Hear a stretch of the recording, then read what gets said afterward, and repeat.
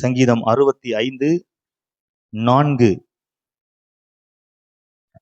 உம்முடைய பிரகாரங்களில் வாசமாய் இருக்கும்படி நீர் தெரிந்து கொண்டு சேர்த்து கொள்ளுகிறவன் பாக்கியவான். உம்முடைய பரிசுத்த ஆலயமாகிய உமது வீட்டின் நன்மையால் திருப்தியாவோம். அல்லேலூயா. உம்முடைய பிரகாரங்களில் வாசமாய் இருக்கும்படி நீர் தெரிந்து கொண்டு சேர்த்து கொள்கிறவன் பாக்கியவான். உம்முடைய பரிசுத்த ஆலயமாகிய உமது வீட்டின் நன்மையால் திருப்தியாவோம். அல்லேலூயா. ஆங்கிலத்துல இவ்விதமாக வருது, we should be satisfied with the goodness of your house, of your holy temple.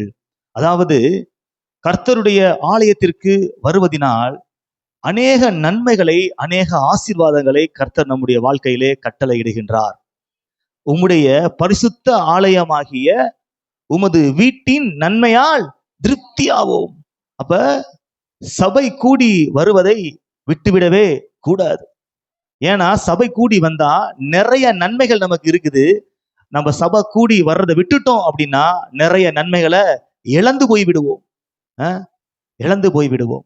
இன்றைய நாளிலும் கூட கர்த்தருடைய ஆலயத்திற்கு, தேவாலயத்திற்கு வருவதனால் கிடைக்கக்கூடிய 10 ஆசீர்வாதங்களை குறித்து நான் உங்களோடு கூட பகிர்ந்து கொள்ள போகின்றேன். கவனிங்க, நம்ம எங்க இருக்கிறோம்? ஆலயத்துல இருக்கிறோம், தேவாலயத்துல இருக்கிறோம், ஜபாலயத்துல இருக்கிறோம். இது கர்த்தருடைய வீடு. பாருங்க, நியாயப்பிரமாணத்திற்கு முந்தின காலத்திலே, அதாவது ஆபிரகாம், ஈசாக்கு, யாக்கோபு என்கிறவர்கள் ஆண்டவரை எப்படி ஆராதிச்சாங்க அப்படின்னா, ஒரு பலிபீடத்தை கட்டி என்ன பண்ணாங்க? ஆண்டவரை ஆராதிச்சாங்க. ஒரு ஆலயம்லாம் இல்ல. நியாயப்பிரமாணம் கொடுக்கப்பட்ட அந்த காலத்துல, அதாவது மோசே காலத்துல, கர்த்தர் சீனாய் மலையிலே ஒரு மாதிரியை காண்பிக்கின்றார் மோசேக்கு. ஆசரிப்பு கூடாரம் இப்படி இருக்கணும் அப்படின்னு சொல்லிட்டு ஒரு மாதிரியை காண்பிக்கின்றார்.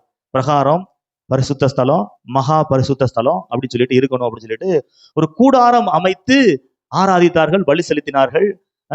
எல்லா விதமான காரியங்களும் நடைபெற்றது. பாருங்க, முதலிலே தேவாலயம் கட்டுவதற்கென்று இடத்தை வாங்கினவன் யார் என்றால் தாவீது. பாருங்க, கர்த்தர் நம்முடைய சபையில அநேக தாவீதுகளை எழுப்புவாராக.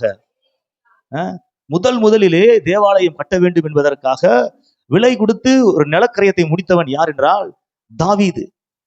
ஆனா கர்த்தர் தாவீதை ஆலயம் கட்ட அனுமதிக்கவில்லை. ஏன்னா அவன் அநேக போர்கள், அநேக யுத்தங்கள் செய்து அவனோட கைகள் எல்லாம் இரத்தக்கரையாக இருக்குது. நீ ஆலயம் கட்ட வேண்டாம், உனக்கு பதிலாக உன்னுடைய மகன் என்ன பண்ணுவான், சாலமோன் ஆலயத்தை கட்டுவான் அப்படின்னு சொல்றாரு.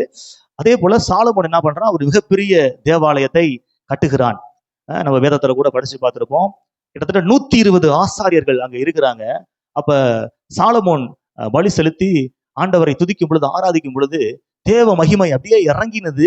ஆசாரியர்கள் நிற்க கூடாத அளவிற்கு, அந்த அளவுக்கு பெரிய ஒரு மகிமை மூடியது ஆலயத்தை என்று நாம் பார்க்கிறோம். பாருங்க, அதுக்கப்புறம் நேபுகாத் நேச்சர் என்கிற அந்த பாபிலோனிய ராஜா காலத்துல எருசலேம் பிடிக்கப்படுது. அப்பொழுது ஆலயத்தில் இருக்கிற அந்த பரிசுத்த பொருட்கள் எல்லாம் எடுத்து செல்லப்படுகிறது. கிட்டத்தட்ட 70 ஆண்டுகள் பாபிலோன்ல தேவனுடைய ஜனங்கள் அடிமையாக இருந்தாங்க. 70 ஆண்டுகள் அடிமையாக இருந்தாங்க. பாருங்க, அந்த அடிமைத்தன வாழ்வுக்கு பிறகு செருபாவேல், அப்புறம் ஆசாரியன் ஆகிய யோசுவா தலைமையில மறுபடியும் ஆலயம் கட்டப்படுகிறது. 70 ஆண்டுகளுக்கு பிறகு அந்த அடிமைத்தன வாழ்வுக்கு பிறகு செருபாவேல் அப்புறம் ஆசாரியன் ஆகிய யோசுவா தலைமையில ஆலயம் மறுபடியும் கட்டி முடிக்கப்படுகின்றது. அதுக்கு கிட்டத்தட்ட 20 ஆண்டுகள் ஒரே தடையா இருந்துச்சு. இருந்தாலும் தடைகளை எல்லாம் தாண்டி அந்த ஆலயத்தை நல்லபடியா கட்டி முடிச்சுட்டாங்க. பிறகு ஏரோது ராஜா கிட்டத்தட்ட 46 ஆண்டுகள் அந்த ஆலயத்தை மறுசீரமைப்பு பண்றான், புதுப்பிக்கிறான்.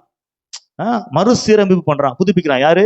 அந்த செருபாவேல் தலைமையில, ஆசாரியன் ஆகிய யோசுவா தலைமையில கட்டி முடிக்கப்பட்ட அந்த ஆலயத்தை ஒரு 46 ஆண்டுகள் பயங்கரமா பில்ட் பண்ணி, தங்கங்கள்லாம் வச்சு பயங்கரமா கிட்டத்தட்ட 46 ஆண்டுகள் கட்டி முடிக்கிறான், புதுப்பிச்சு சீரமைக்கிறான். பாருங்க, அந்த எருசலேம் தேவாலயத்துலதான் இயேசு கிறிஸ்து குழந்தையாக கொண்டு செல்லப்பட்டு பிரதிஷ்டை பண்ணப்படுகிறார். அந்த தேவாலயத்துலதான் இயேசு கிறிஸ்து பிரசங்கிக்கிறார். அந்த தேவாலயத்துலதான் இயேசு வியாதியஸ்தர்களை சுகமாக்குகிறார்.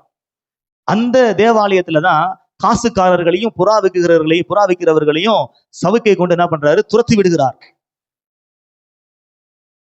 அந்த தேவாலயம் தான் கர்த்தராகிய இயேசு கிறிஸ்து கல்வாரியில மரிக்கும் பொழுது அந்த தேவாலயத்தினுடைய அந்த திரைச்சீலை மேலிருந்து கீழாக இரண்டாக கிழிக்கப்பட்டது என்று நாம் பார்க்கின்றோம். பாருங்க,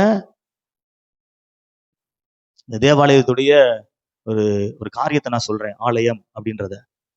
அப்புறம் பெந்தேகோஸ்தே நாள் வந்தது. இயேசு கிறிஸ்து உயிர் தெழுந்த பிறகு 50வது நாள். கிட்டத்தட்ட பெந்தேகோஸ்தே பண்டிகையில கவனிங்க, பெந்தேகோஸ்தே நாள் என்று ஆவியானவர் சீசர்கள் மீது, அப்போஸ்தலர்கள் மீது ஊற்றப்படுகின்றார். இன்னைக்கு நம்ம மேலும் ஆவியானவர் ஊற்றப்பட்டிருக்கின்றார். நம்மளே என்ன பண்ணிருக்கிறாரு? நிறைத்திருக்கிறார். இன்னைக்கு நம்ம யாரா இருக்கிறோம்னா தேவனுடைய ஆலயமாக இருக்கிறோம். இன்னைக்கு நம்ம தான் தேவனுடைய ஆலயமாக இருக்கிறோம். பாருங்க, நம்மளே ஆலயமா இருக்கிறோம். நம்ம எதுக்கு ஆலயத்துக்கு வரணும் அப்படின்னு நம்ம கேட்கக்கூடாது. ஏன்னா இயேசு கிறிஸ்து யாரு? தேவன். அவரே தேவாலயத்துக்கு போனார். எடுத்து வாசிங்களேன், லூக்கா 4ஆம் அதிகாரம் 16வது வசனம். லூக்கா 4ஆம் அதிகாரம் 16வது வசனம். 4:16. தாம் வளர்ந்த ஊராகிய நாசரேத்துக்கு அவர் வந்து, இயேசு வந்து தம்முடைய வழக்கத்தின்படியே ஓய்வு நாளில் ஜெப ஆலயத்திலே பிரவேசித்து வாசிக்க எழுந்து நின்றார். பாருங்க, வழக்கத்தின்படியே. பாருங்க, அவர் தேவனாக இருந்தாலும் அவர் தேவாலயம் செல்வதை ஒரு வழக்கமாக பழக்கமாக கொண்டிருந்தார். இயேசு கிறிஸ்து தேவனாக இருந்தா கூட அவர் தேவாலயம் செல்வதை ஒரு வழக்கமாக பழக்கமாக கொண்டிருந்தார். ஏனென்றால் நமக்கு ஒரு மாதிரியை வைத்து காண்பித்திருக்கின்றார். அவர் தேவனாக இருந்தாலும் மனுஷகுமாரனாக இந்த பூமிக்கு வந்து மனிதன் எப்படி வாழ வேண்டும் என்பதற்கான அந்த வாழ்வியல் முறையை கற்றுக் கொடுத்திருக்கிறார். தேவாலயத்திற்கு வழக்கத்தின்படியே போறார். வழக்கத்தின்படியே போறார். அது மட்டும் கிடையாது, அப்போஸ்தலனாகிய பேதுரு, யோவான், நீங்க படிச்சு பார்த்தீங்கன்னா தெரியும், அப்போஸ்தலர் நடவடிக்கையில 9ஆம் மணி வேலையாகிய ஜெப வேலைக்கு என்ன பண்றாங்க? ஆலயத்துக்கு போறாங்க அப்படின்னு நம்ம பார்க்கிறோம். அப்போஸ்தலனாகிய பவுல் ஆலயத்திலே பிரசங்கித்திருக்கிறான். அப்போஸ்தலனாகிய பவுல் ஆலயத்திலே ஜெபித்திருக்கிறான். அப்ப நம்ம எல்லாம் ஆலயத்துக்கு வருவது ரொம்ப ஆசீர்வாதமான ஒரு காரியம். பாருங்க, நீங்க சாதாரணமா இங்க வரல. ஆவியானவர் உங்களை நடத்தினதுனாலதான் இந்த ஆலயத்துக்கு வந்திருக்கிறீங்க. ஏன்னா வசனம் சொல்லுது, எடுத்து வாசிங்களேன், லூக்கா 2ஆம் அதிகாரம் 27வது வசனம். லூக்கா 2ஆம் அதிகாரம் 27வது வசனம். அவன் ஆவியின் ஏவுதலினால் தேவாலயத்திலே வந்திருந்தான். பாருங்க, ஆவியின் ஏவுதலினால் எங்க வந்திருந்தான்? ஆவியின் ஏவுதலினால் நான் வந்து அப்படியே கல்யாண வீட்டுக்கு போயிட்டேன், ஆவியின் ஏவுதலினால் நான் வந்து காது குத்துக்கு போயிட்டேன் அப்படின்னு என்ன பண்ண முடியாது, சொல்ல முடியாது. அப்படி ஏவுச்சுன்னா அது வந்து பரிசுத்த ஆவியானவர் கிடையாது, அது அசுத்தாவி. ஆவியின் ஏவுதலினால் எங்க வந்தான்? தேவாலயத்துக்கு வந்தான். யாரு? சிமியோன். அப்ப ஒரு மனுஷன் ஆலயத்துக்கு வரணும் அப்படின்னா ஆவியானவர் ஏவுனாதான் வர முடியும். குறிப்பா ஆவியானவருடைய அக்கினி இருக்கின்ற சபைக்கு ஆவியானவருடைய ஏவுதல் இல்லாம வரவே முடியாது. கவனிங்க, அப்ப வசனம் சொல்லுது, உம்முடைய பிரகாரங்களில் வாசமாயிருக்கும்படி நீ தெரிந்து கொண்டு நீ சேர்த்துக் கொள்கிறவன் பாக்கியவான், உம்முடைய பரிசுத்த ஆலயமாகிய உமது வீட்டின் நன்மையால் திருப்தியாவோம். பாருங்க, ஆலயத்திற்கு வருகிறதுனால் உண்டாகக்கூடிய அந்த ஆசீர்வாதங்களை குறித்து நான் இன்றைய நாளிலே உங்களோடு கூட பகிர்ந்து கொள்ள விரும்புகிறேன். முதல் ஆசீர்வாதம் கவனிச்சுக்கங்க. முதல் ஆசீர்வாதம் எடுத்து வாசியுங்கள். லூக்கா 18ஆம் அதிகாரம். லூக்கா 18ஆம் அதிகாரம் 10வது வசனத்தை வாசிங்க. 2 மனுஷர் ஜெபம் பண்ணும்படி தேவாலயத்துக்கு போனார்கள். பாருங்க, 2 மனுஷர் ஜெபம் பண்ணும்படி தேவாலயத்திற்கு போனார்கள். ஒருவன் பரிசேயன், மற்றவன் ஆயக்காரன். பாருங்க, இந்த கதையோட பின்னணி, இந்த சம்பவத்தோட பின்னணி உங்களுக்கு எல்லாமே நல்லா தெரியும். ஆயக்காரனும் பரிசேயனும் ஜெபம் பண்ணும்படியாக எங்க போறாங்க? தேவாலயத்துக்கு போறாங்க. எப்படி ஜெபிக்கிறான் ஆயக்காரன் அப்படின்னா, நான் உங்களை மாதிரி கிடையாது, இவங்கள மாதிரி கிடையாது. யாரு? பரிசேயன் எப்படி ஜெபிக்கிறான்? தன்னை வந்து பெருமையா பேசிக்கிறான். எப்படி பேசிக்கிறான்? நான் வாரத்துல 2 முறை உபவாசம் இருக்கிறேன், என் சம்பாத்தியத்துல எல்லாம் நான் தசம பாகம் கொடுக்குறேன், நான் நிக்கிறான் பாருங்க இந்த ஆயக்காரன் மாதிரிலாம் நான் கிடையாது அப்படின்னு சொல்லிட்டு அப்படி பேசுறான். அப்படி பேசி ஜெபிக்கிறான். ஆனா அந்த ஆயக்காரன் கண்களை ஏறெடுக்க கூட துணியாமல் பாவியாகிய என் மீது கிருபையாயிரும் அப்படி சொல்லிட்டு ஜெபிக்கிறான். அப்படியே 14வது வசனத்தை வாசிங்க. அவன் அல்ல இவனே நீதிமானாக்கப்பட்டவனாய். எவன் அல்ல? இவனே பரிசேயன் அல்ல, ஆயக்காரனே நீதிமானாக்கப்பட்டவனாய் தன் வீட்டுக்கு திரும்பி போனான் என்று உங்களுக்கு சொல்லுகிறேன். கவனிங்க. தேவாலயத்திலே வந்து நாம் பாவ மன்னிப்புக்காக ஜெபிக்கும் பொழுது கர்த்தர் நம்முடைய பாவங்களை மன்னிக்கிறார். முதல் ஆசீர்வாதம், பாவ மன்னிப்பை கர்த்தர் தன்னுடைய ஆலயத்திலே வைத்து கொடுக்கின்றார். பாருங்க, அப்ப பாவத்தோடு ஒரு மனுஷன் இங்க உள்ள வந்து மனம் திரும்பி வர்றான் அப்படின்னா, கர்த்தருடைய சமூகத்துல மன்னிப்பு கேட்டான் அப்படின்னா, அவன் திரும்பி போகும்போது பாவத்தோடு பாவியாக போக மாட்டான், பாவம் இல்லாமல் பரிசுத்தவனாக வெளியிலே போவான். ஏன்னா இங்க பாவத்தை மன்னிக்கிற இயேசு கிறிஸ்து இருக்கிறாரு. இயேசு கிறிஸ்து சமூகத்துல இருக்கிறாரு, இங்க நிக்கிறாரு, இங்க இருக்கிறாரு, சிங்காசனம் போட்டு அமர்ந்திருக்கிறார், உங்கள் மத்தியில உலாவி கொண்டிருக்கிறார், அவர் இங்க இருக்கிறார். அப்ப பாவத்தை கர்த்தர் என்ன பண்றாருன்னா ஆலயத்திலே மன்னிக்கிறார். எத்தனை பேர் ஆலயத்துக்கு வந்து ஜெபிச்சிருக்கிறீங்க? ஆராதனைக்கு வருகிற நாளை தவிர என்றாவது ஒரு நாள் வந்து ஜெபிச்சிருக்கிறீங்களா? தனிப்பட்ட முறையில நாங்க பாவமே பண்ணல, நாங்க எதுக்கு வந்து ஜெபிப்போம், நாங்க பூரண பரிசுத்தவான் அப்படி சொல்லிடுறீங்களா? கவனிங்க, ஆலயத்திலே வந்து என்ன பண்ண வேண்டும்? ஜெபிக்க வேண்டும். கர்த்தர் உங்களுடைய பாவங்களை மன்னிக்கின்றார். 1 ராஜாக்கள் 8ஆம் அதிகாரம் 33, 34 ஆகிய வசனங்களை வாசிங்க. 1 ராஜாக்கள் 8ஆம் அதிகாரம் 33, 34. உம்முடைய ஜனங்களாகிய இஸ்ரவேலர் உமக்கு விரோதமாய் பாவம் செய்தது நிமித்தம் சத்துருவுக்கு முன்பாக முறிந்து போய் உம்மிடத்திற்கு திரும்பி உம்முடைய நாமத்தை அறிக்கை பண்ணி இந்த ஆலயத்துக்கு நேராக உம்மை நோக்கி விண்ணப்பத்தையும் வேண்டுதலையும் செய்தால் பரலோகத்தில் இருக்கிற தேவரீர்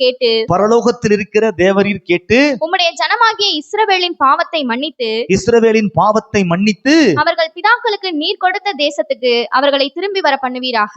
அல்லேலூயா. பாருங்க, இஸ்ரவேல் ஜனங்கள் பாவம் செய்து ஒருவேளை சிறையிருப்பின் தேசத்துக்கு போயிட்டா கூட உம்முடைய ஆலயத்தை நோக்கி அவர்கள் பார்த்து ஜெபித்தால் அவருடைய பாவங்களை மன்னித்து அந்த சிறையிருப்பின் தேசத்திலிருந்து அவர்களை திரும்பி வர செய்வீராக அப்படின்னு சொல்லிட்டு சாலமோன் ஜெபிக்கிறான். அப்ப ஆலயத்துல எவ்வளவு மகிமையான காரியம் இருக்குது. ஆலயத்துல பாவ மன்னிப்பை கொடுக்கின்ற பரம தகப்பன் இருக்கின்றார். அப்ப ஆலயத்துல வந்து ஜெபிக்கும் பொழுது கர்த்தர் என்ன பண்றாருன்னா பாவத்தை மன்னிக்கின்றார். பாருங்க, ஒரு நாட்டுல வந்து ஒரு அரசன் இருக்கிறான். அந்த அரசன் வந்து என்ன பண்றான்னா மன்னிப்பு மண்டபம் அப்படின்னு ஒரு மண்டபத்தை கட்டுறான். என்னது சொல்லுங்க? மன்னிப்பு மண்டபம் அப்படின்ற ஒரு மண்டபத்தை கட்டுறான். கிட்டத்தட்ட 3 மாசம் வரைக்கும் இந்த மண்டபம் செயல்படும் அப்படின்னு சொல்றான். எதுக்கு அப்படின்னா, இந்த நாட்டுல நிறைய குற்றவாளிகள் இருக்கிறீங்க, அவங்களுடைய லிஸ்ட் எல்லாம் என்ன இருக்குது, அந்த கோப்புகள் அடங்கிய குற்றப்பத்திரிகை என்கிட்ட இருக்குது, இந்த ஃபைல் என்கிட்ட இருக்குது. அதனால பாவ மன்னிப்பு கேட்டு என்கிட்ட வந்து மன்னிப்பு கேட்டீங்கன்னா, தப்ப உணர்ந்து மன்னிப்பு கேட்டீங்க அப்படின்னா நான் மன்னிப்பேன் அப்படின்னு சொல்லிட்டு ராஜா வந்து சிங்காசனம் போட்டு அந்த அந்த மன்னிப்பு மண்டபத்துல என்ன பண்ணிருக்கிறாரு, அமர்ந்து இருக்கிறார். நிறைய பேர் என்ன பண்ணல, போகவே இல்லை. ஒரே ஒருத்தர் என்ன பண்றான், போய் ஐயோ ராஜா என்ன பண்ண போறாரோ, ராஜா அவனுடைய அந்த கோப்பை எடுக்கிறார், இந்த குற்றப்பத்திரிகை அடங்கிய கோப்பை எடுக்கிறார், படிச்சு பாக்குறாரு. லிஸ்டா இருக்குது, பல குற்றங்களை செஞ்சிருக்கிறான். அவன் அப்படி மேலே எங்கேயும் பாக்குறாரு, இவன் நடுங்கிறான். சரி, நீ இவ்வளவு தப்பு பண்ணிருக்கிற, இருந்தாலும் என் வார்த்தைக்கு மரியாதை கொடுத்து நீங்க வந்த, அதனால உன் குற்றங்கள்லாம் நான் பண்றேன், குற்றங்கள் எல்லாத்தையும் நான் மன்னிக்கிறேன்னு சொல்லிட்டு அந்த குற்றப்பத்திரிகை கோப்பை என்ன பண்றான், அவன் கண்ணு முன்னாடியே கிழிச்சு அவன் பேரை எழுதிக்கிட்டு நீ வந்து மன்னிக்கப்பட்டவன்னு சொல்லிட்டு அனுப்பிவிட்டாராம். அதுக்கப்புறம் கொஞ்சம் கொஞ்சமா ஆட்கள் எல்லாம் வந்தாங்களாம். ஒரு சில ஆட்கள் என்ன பண்ணலையா, வரவே இல்லையா. கரெக்டா 3 மாசம் கழிச்சு அந்த மன்னிப்பு மண்டபம் மூடப்பட்டு விட்டது. இப்ப மூடப்பட்ட பிறகு எல்லாரும் ஓடி வர்றாங்க, மன்னிப்பு கிடைக்கும் அப்படின்னு சொல்லிட்டு. இல்ல, ஏன் கிடைக்கல அப்படின்னா 3 மாசம் பீரியட் முடிஞ்சிருச்சு. இப்பொழுது அந்த மன்னிப்பு மண்டபத்துக்கு வராத குற்றவாளிகள் எல்லாத்துக்கும் சிறை தண்டனை, காவலர்கள் வந்து கைது பண்ணிட்டு போறாங்க அப்படின்ற மாதிரி நிலைமை வந்துருச்சு. பாருங்க, இன்னைக்கும் கர்த்தர் இந்த பூமியிலே ஒரு மன்னிப்பு மண்டபத்தை வைத்திருக்கின்றார். அதற்கு பெயர் தான் கர்த்தருடைய ஆலயம். எது வரைக்கும் இது திறந்திருக்கும், எது வரைக்கும் இருக்கும் அப்படின்னா, சபை எடுத்துக்கொள்ளப்படுற வரைக்கும், கிருபையின் காலம் இருக்கிற வரைக்கும் இருக்கும். அதற்குள்ள நீங்க வந்து உங்களுடைய பாவங்களை எல்லாம் அறிக்கையிட்டு மன்னிப்பு கேட்டீர்கள் என்றால் நிச்சயமாகவே கர்த்தர் உங்களை மன்னித்து உங்களை விடுதலை ஆக்குவார். நீங்கள் அவருக்கு சொந்தமானவர்களாக என்றுமே இருப்பீர்கள். பாருங்க, அடுத்து கர்த்தருடைய ஆலயத்திலே கர்த்தர் கொடுக்கின்ற அடுத்த ஒரு ஆசீர்வாதம் என்ன தெரியுமா? எடுத்து வாசிங்களேன். யோவான் 5ஆம் அதிகாரம் 14வது வசனம். யோவான் 5ஆம் அதிகாரம் 14வது வசனத்தை வாசியுங்கள். அதற்கு பின்பு இயேசு அவனை தேவாலயத்திலே கண்டு, இயேசு அவனை தேவாலயத்திலே கண்டு, இதோ நீ சொஸ்தமானாய், ஆ, அதிக கேடாதனதொன்றும் உனக்கு வராதபடி இனி பாவம் செய்யாதே என்றார். இனி பாவம் செய்யாதே என்றார். அப்ப இயேசு தேவாலயத்துல ஒருத்தவனை பாக்குறாரு. யாரு? பெதஸ்தா குளத்தருகே 38 வருஷமா வியாதியா கடந்த ஒருத்தவனை சுகமாக்கிட்டாரு. இப்ப அவன் எங்க வந்திருக்கிறான்? தேவாலயத்துக்கு வந்திருக்கிறான். தேவாலயத்துல அவனை பார்த்து சொல்றாரு. என்ன சொல்றாருன்னா, அதிக கேடானது ஒன்றும் உனக்கு வராதபடிக்கு என்ன செய்யாத? பாவம் செய்யாத. அப்ப கர்த்தருடைய ஆலயத்திலே கர்த்தர் என்ன ஆசீர்வாதத்தை கொடுக்கிறார் அப்படின்னா, போதனையை கொடுக்கிறார். என்ன போதனை? உங்களை கண்டித்து உணர்த்துகின்ற போதனை ஆலயத்திலிருந்து தான் வருகிறது. இது செகண்ட் ஆசீர்வாதம். 2வது ஆசீர்வாதம், பாவத்தை குறித்து கர்த்தர் என்ன பண்றாரு? உங்களுக்கு உணர்த்துகிறார். பாவத்தை குறித்து, நீதியை குறித்து, நியாய தீர்ப்பை குறித்து கண்டித்து உணர்த்துகின்ற ஒரு இடம், கர்த்தர் உணர்த்துகின்ற ஒரு இடம் என்னன்னா தேவாலயம். இங்க வராட்டுனா உங்களுக்கு பாவம் எதுனே தெரியாது. இது இங்க வராட்டுனா உங்களுக்கு பரிசுத்த வாழ்வு எதுனே தெரியாது. இங்க வராட்டுனா நீதி எது அநீதி எது உங்களுக்கு தெரியாது. ஏன்னா இந்த உலகம் அநீதியை நீதின்னு சொல்லுது, பாவத்தை பரிசுத்தம்னு சொல்லுது. இங்க வந்தீங்கன்னா கர்த்தர் எதை பாவம்னு சொல்றாரு, எதை பரிசுத்தம்னு சொல்றாருன்னு வசனத்தின் அடிப்படையில கர்த்தர் உங்களுக்கு விளக்கி காட்டுவார். அப்ப இதுக்கு முன்னாடி நீங்க செஞ்சதெல்லாம் உங்களுக்கு உணர்த்தப்படும். நம்ம நல்லது நினைச்சு செஞ்சதெல்லாம் தீமையான செஞ்சிருக்கிறோம், நம்ம நிறைய பாவங்களை செஞ்சிருக்கிறோம் அப்படின்னு சொல்லிட்டு நீங்க உணர்வடைஞ்சு உங்களோட கேரக்டர் நல்லபடியாக மாற்றப்படுகின்ற ஒரு இடம். போதனையின் மூலமாக கர்த்தர் உங்களோட கேரக்டர் என்ன பண்றாரு? மாற்றுகின்றார். அப்ப பாவம் செய்யாதே என்று போதிக்கிற இடம் தான் தேவனுடைய ஆலயம். பாருங்க, ஒரு வசனத்தை எடுத்து வாசிங்க. எரேமியா 3ஆம் அதிகாரம், எரேமியா 3ஆம் அதிகாரம் 14, 15 ஆகிய வசனங்களை வாசிங்க. சீர்கெட்ட பிள்ளைகளே, பாருங்க, சீர்கெட்ட, பாருங்க, சீர்கெட்டு இருந்தாலும் யாரு?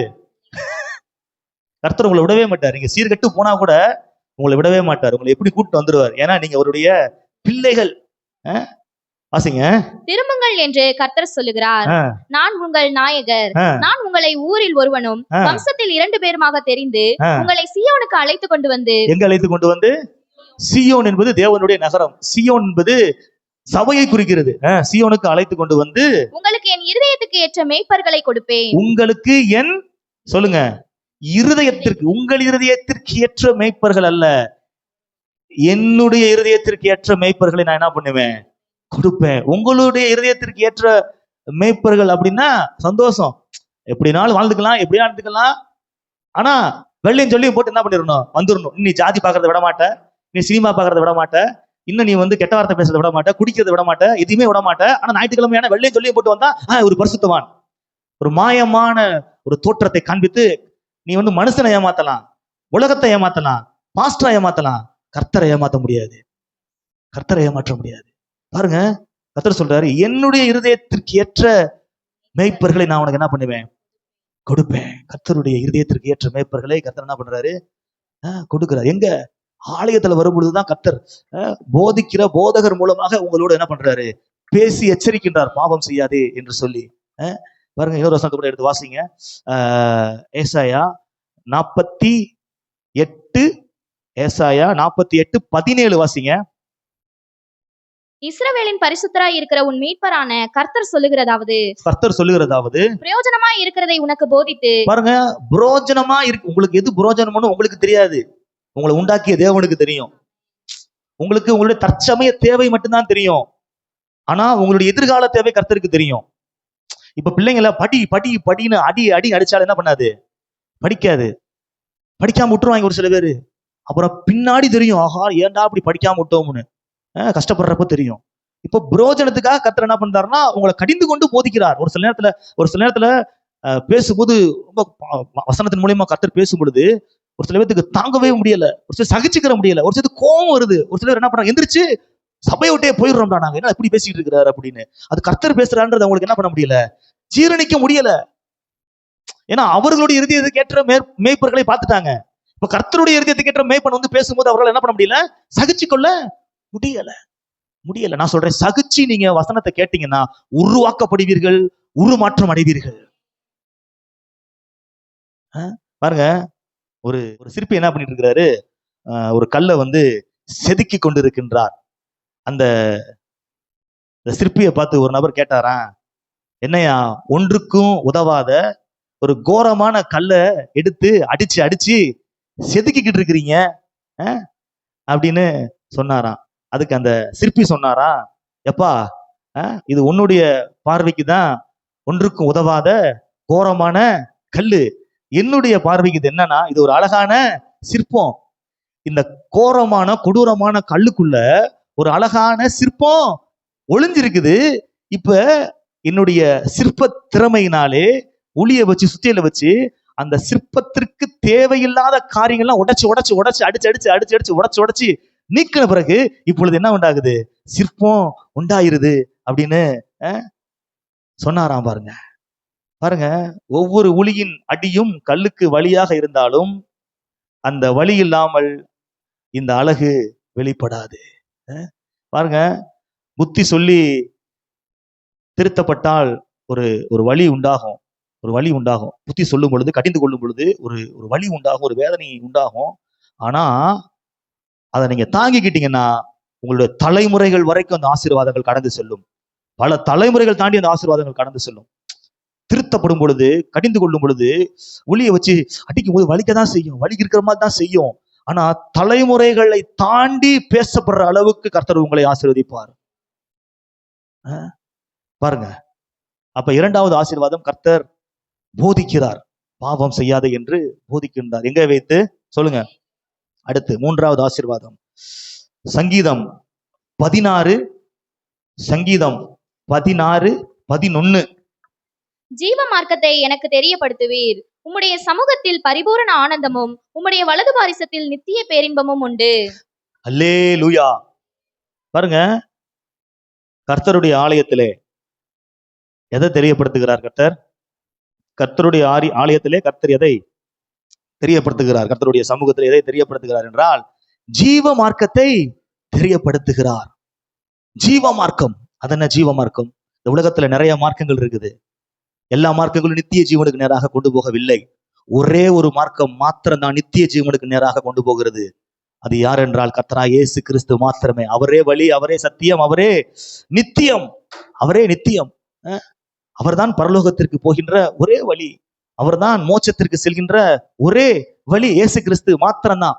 வேற எந்த வழியும் உங்களை பரலோகத்துக்கு கொண்டு போகவே முடியாது. இது பிரசங்கிக்கின்ற இடம் கர்த்தருடைய ஆலயம், கர்த்தருடைய ஆலயம். பாருங்க,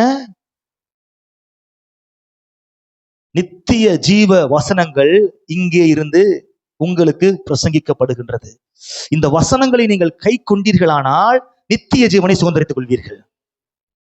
நித்திய ஜீவன், நித்தியமாய் பரலோகத்திலே மோட்சத்திலே தேவனோடு கூட வாழ்கின்ற ஒரு ஆனந்தமான ஒரு வாழ்க்கை, மரணம் இல்லாத ஒரு வாழ்க்கை, கண்ணீர் இல்லாத ஒரு வாழ்க்கை, துக்கம் இல்லாத ஒரு வாழ்க்கை, வியாதி இல்லாத ஒரு வாழ்க்கை.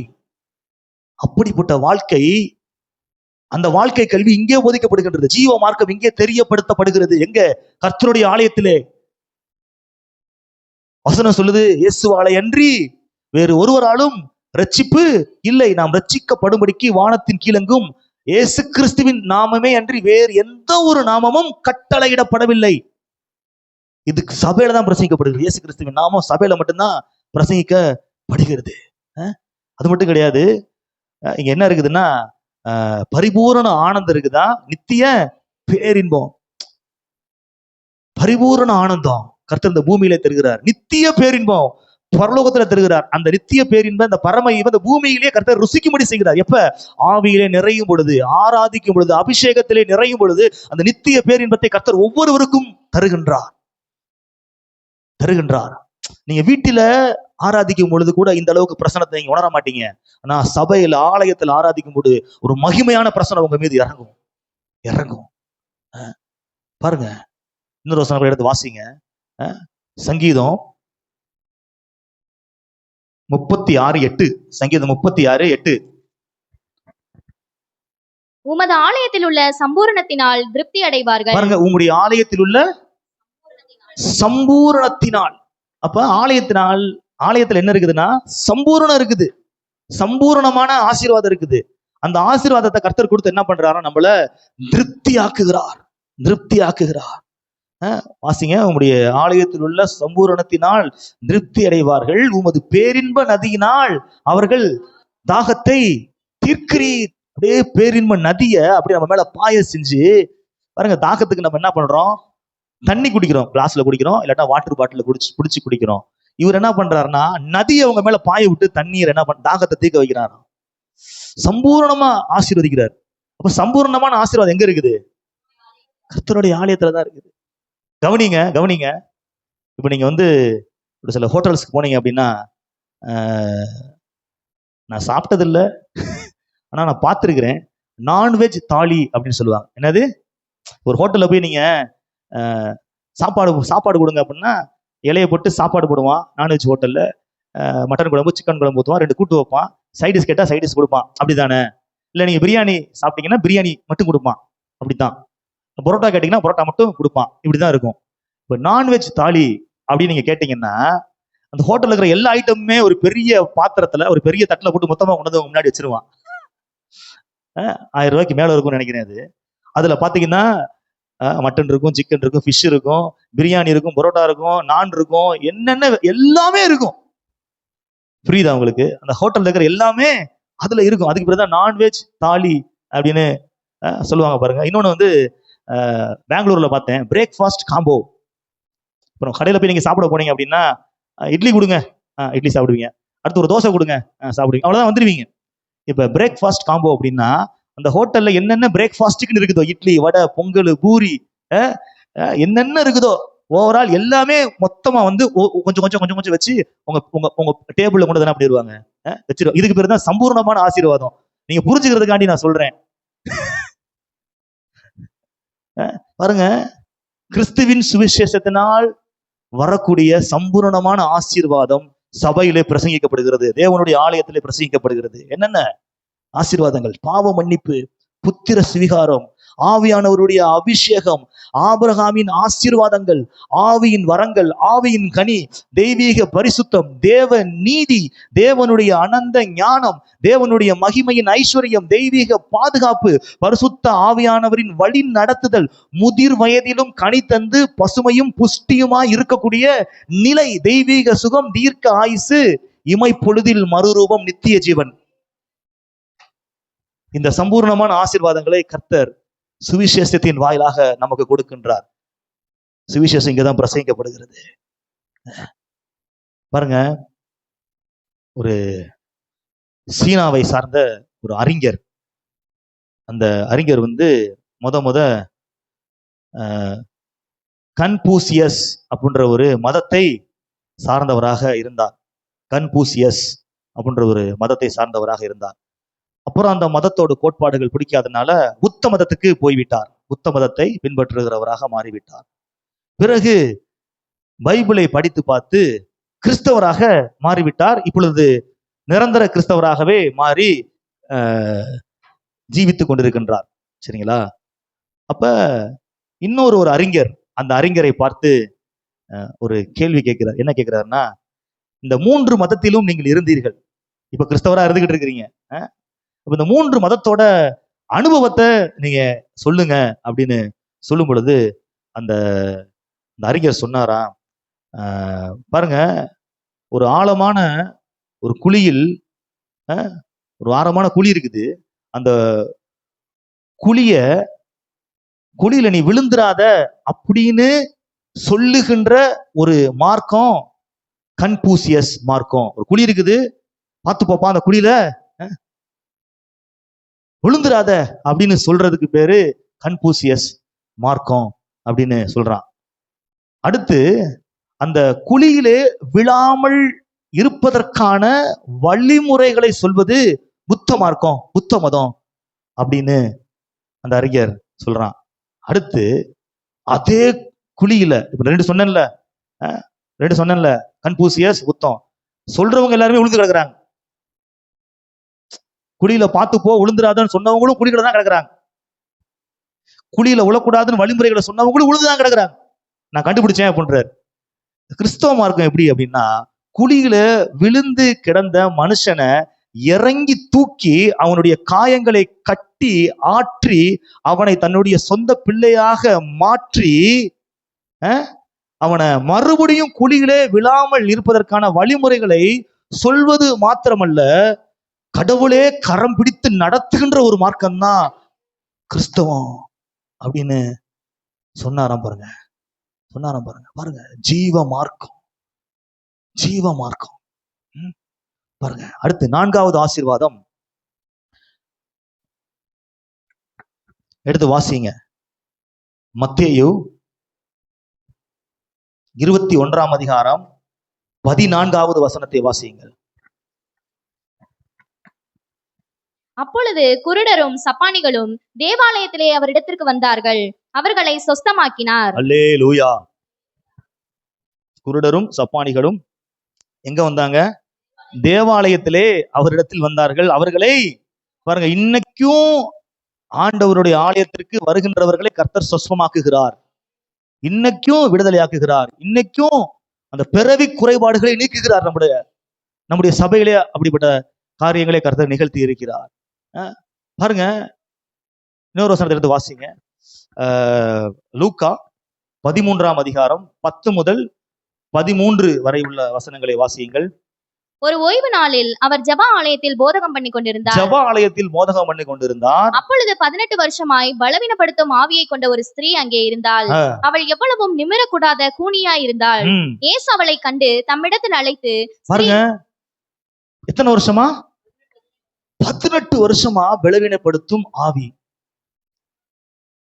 ஒரு சில பேத்துக்கு ஒரு சில வியாதி பிசாசுனாலதான் வந்திருக்குன்னு அவங்களுக்கே தெரியாது, அவங்களுக்கே தெரியாது. ஏதோ ஜெனட்டிக்கா வர்ற டிசீஸ் போல, ஏதோ நான் உணவு முறையில சரியான முறையில கடைபிடிக்காதனால வந்துருச்சு போல, இல்ல எப்படியோ வந்துருச்சு போல நினைச்சிட்டு இருப்பாங்க. ஆனா அதுக்கு பின்னாடி என்ன பண்ணிட்டு இருக்குது? ஒரு ஆவி இருக்குது, பலவீனப்படுத்துகிற ஒரு ஆவி இருக்குது. அப்ப இயேசு எங்க இருக்கிறாரு? ஆலயத்துல இருக்கிறாரு. அவ எங்க இருக்கிறா? ஆலயத்துலதான் இருக்கிறா. பாருங்க, நான் சொல்றேன், நீங்க ஆலயத்துக்கு தொடர்ந்து வந்துகிட்டே இருங்க. எந்த நேரத்துல கர்த்தருடைய பார்வை உங்கள் மீது படும் என்று எனக்கு தெரியாது. நிச்சயமாகவே ஒரு நாள் படும். அப்பொழுது கர்த்தர் உங்களை தொடுவார், உங்களை சுகமாக்குவார், விடுதலையாக்குவார். அது எத்தனை ஆண்டு கால வியாதியாக இருந்தாலும் சுகமாக்குவார்.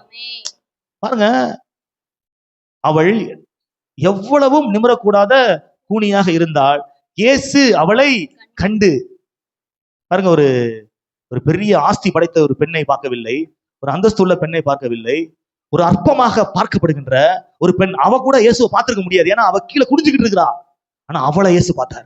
நான் சொல்றேன், உங்களை தலை குனிஞ்சு நடக்க பண்ணின மனிதர்கள் மத்தியிலே, தலை குனிஞ்சு நடக்க வச்ச பிசாசின் மத்தியிலே கர்த்தர் உங்களை தலை நிமிர்ந்து நடக்க பண்ணுவார். கர்த்தருடைய பார்வை உங்கள் மீது பட்டதென்றால் இயேசு அவளை பார்த்து கண்டு, வாசிங்க. இயேசு அவளை கண்டு தம்மிடத்தில் அழைத்து, ஸ்திரீயே, உன் பலவீனத்தினின்று விடுதலையாக்கப்பட்டாய் என்று சொல்லி அவள் மேல் தமது கைகளை வைத்தார். அல்லேலூயா. கைகளை வைத்தார். கர்த்தருடைய தொடுதல் இங்க இருக்குது. எங்க இருக்குது? தேவாலயத்துல இருக்குது. ஆராதனை பண்ணும்போது ஒரு சில பேர் அப்படி கீழே விழுந்துடுறீங்க. ஏன்? கர்த்தர் தொடுறாரு, கர்த்தருடைய அபிஷேகம் தொடுது. ஒரு சில நிக்க கூட முடியல, இங்கிட்ட இருந்து ஆராய்ச்சிங்க அங்கிட்டு திரும்பி நிக்கிறீங்க. என்னன்னா கர்த்தர் உங்களை தொடுறாரு, தேவ பிரசன்னம் நிரப்புது. ஒரு சில கீழே விழுந்து கிடக்குறாங்க. என்ன? கர்த்தருடைய தொடுதல் உண்டாகுது, கர்த்தருடைய தொடுதல் உண்டாகுது. ஆண்டவர் தொடுறாரு, தொட்டு சுகமாக்குனாரு. பாருங்க, இன்னொரு சத்தத்தோடு எடுத்து வாசிங்க. மார்க்கு 1ஆம் அதிகாரம் 23, 26, 26 முடிய வாசிங்க. அவர்களுடைய ஜெப ஆலயத்திலே அசுத்த ஆவியுள்ள ஒரு மனுஷன் இருந்தான். பாருங்க, ஜெப ஆலயத்துல யார் இருக்கிறா? அசுத்த ஆவியுள்ள ஒரு மனுஷன் இருக்கிறான். அவன், ஐயோ, நசரேயனாகிய இயேசுவே, எங்களுக்கும் உமக்கும் என்ன? எங்களை கெடுக்கவா வந்தீர்? எங்களை கெடுக்கவா வந்தீர்? பிசாசு கேக்குது. யாரை பார்த்து? இயேசுவை பார்த்து கேக்குது. எங்களை கெடுக்கவா வந்தீர்? அப்ப உள்ள நிறைய இருக்குது. உம்மை இன்னார் என்று அறிவேன், நீர் தேவனுடைய பரிசுத்தர் என்று சத்தமிட்டான். நீர் தேவனுடைய பரிசுத்தர் என்று சத்தமிட்டான். அதற்கு இயேசு, நீ பேசாமல் இவனை விட்டு புறப்பட்டு போய் என்று அதை அதட்டினார். உடனே அந்த அசுத்த ஆவி அவனை அலைக்கழித்து மிகுந்த சத்தமிட்டு அவனை விட்டு போய்விட்டது. அல்லேலூயா. பாருங்க, தேவாலயத்திலே கர்த்தர் பிசாசுகளை துரத்துகின்றார். ஆலயத்திற்கு வரும் பொழுதுதான் அற்புதம் நடக்குது. ஆலயத்துக்கு வரும்போதுதான் வியாதி சுகமாகுது. ஆலயத்திற்கு வரும் பொழுதுதான் பிசாசுகள் துரத்தப்படுகிறது.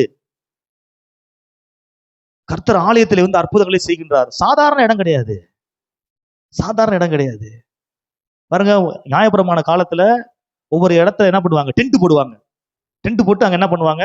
உடன்படிக்கை பெட்டி வச்சு ஆராதனை பண்ணுவாங்க, பலி செலுத்துவாங்க, அந்த மாதிரி காரியங்களை செய்வாங்க. அப்புறம் அந்த இடத்த விட்டு கிளம்பி போது மறுபடியும் என்ன பண்ண? கூடாரத்தை பெயர்த்து கொண்டு போவாங்க. அப்ப இடம் முக்கியம் கிடையாது, டென்ட் முக்கியம் கிடையாது, தேவ பிரசன்னம் அங்க இருக்குது. அதான் முக்கியம். தேவ பிரசன்னம் இருக்குது அங்க. ஆசாரியர் 2 பலி செலுத்தும் பொழுது தேவ மகிமை இறங்கும். இடம் கட்டணம் அதெல்லாம் பெருசு கிடையாது. அற்பமா பார்க்க கூடாது. தேவ மகிமை இருக்குது, தேவ பிரசங்கம் இருக்குது. பாருங்க, அப்ப தேவனுடைய ஆலயத்திலே கர்த்தர் என்ன செய்றார்? வியாதிகளை சுகமாக்குகிறார்.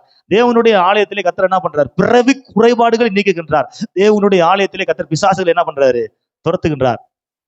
அப்ப தேவனுடைய ஆலயத்துக்கு வந்தாதான் நடக்கும். பாருங்க, ஒரு விலை உயர்ந்த ஒரு டிவி நீங்க வாங்குறீங்க, அல்லது ஒரு விலை உயர்ந்த ஒரு கம்ப்யூட்டர், ஒரு லேப்டாப் ஒன்று வாங்குறீங்க, சரிங்களா? அது வந்து இப்ப ரிப்பேர் ஆயிடுச்சு. இப்ப எங்க கொண்டு போவீங்க? எந்த சர்வீஸ் சென்டர் கொண்டு போவீங்க?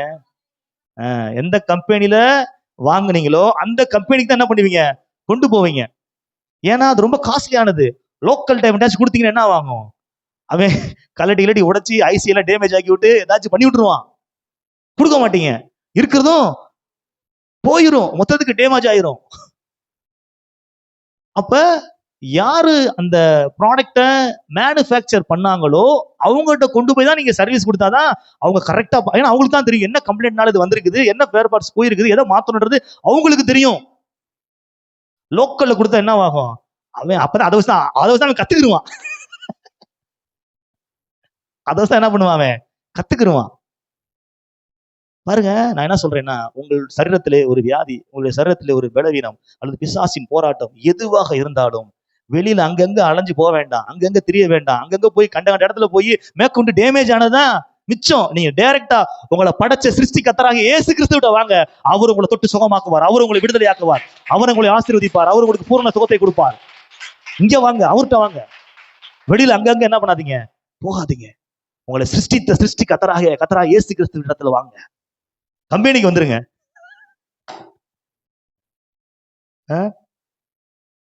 அடுத்த ஆசீர்வாதம், 5வது இப்பதான் 5 முடியுதா கர்த்தாவே?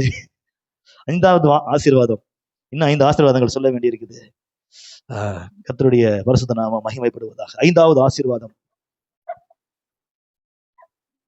சங்கீதம் 92:13. சங்கீதம் 92:13.